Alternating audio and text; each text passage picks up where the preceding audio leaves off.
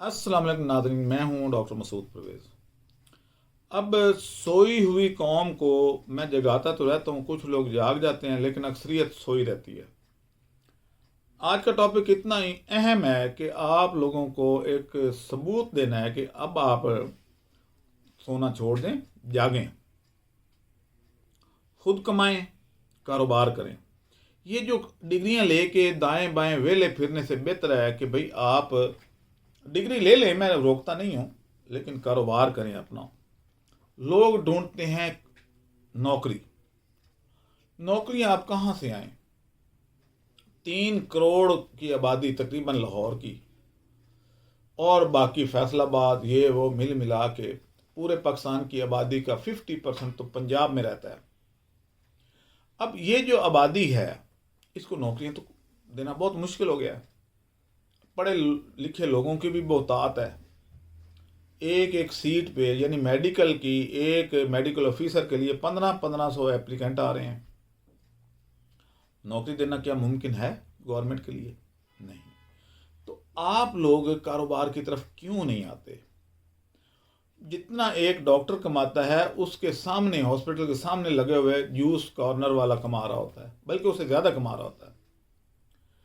और फल फरोश भी उससे ज़्यादा कमा लेता है। मेरे कई फल फरोशों से मेरा डिबेट होती रहती है। मैं जाते जाते पूछता हूँ, भाई आप कितना कमाते हो? तो यही कहते हैं कि 3,000, तकरीबन 3,000 4,000 रोज़ाना का। तो डॉक्टर कितना कमाता है? अगर जॉब से कमाए तो इतना ही वो कमा रहे, बल्कि इससे भी कम।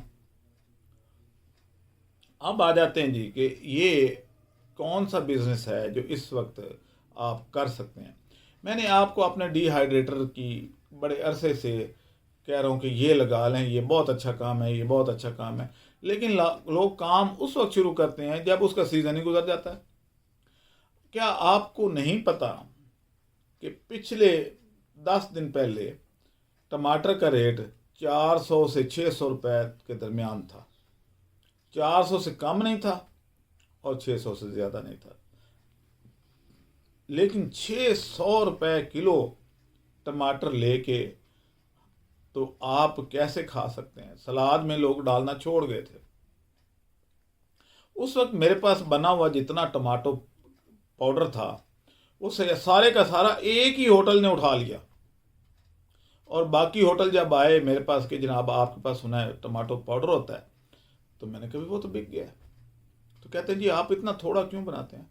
मैंने कहा मैं खुद तो नहीं बनाता, मेरे जो जिनके पास मैंने ड्रायर दिए हुए हैं वो बना के मुझे देते हैं। तो कहने लगे कि इस दफ़ा आप बहुत ज़्यादा बनवाएं। मैंने कभी अभी तो महंगा है। चंद दिन गुजरे, यानी 3 दिन पहले मुझे सिंध से फ़ोन आ गया जी कि टमाटर का रेट हमारे पास 20 रुपए किलो हो गया। अब 20 रुपए किलो टमाटर जो है वो इंतहाई वायबल है। आप 10 किलो टमाटर लें, आपका पाउडर कितने का बने, ड्राई होके कितने का बनेगा? 200 रुपए किलो।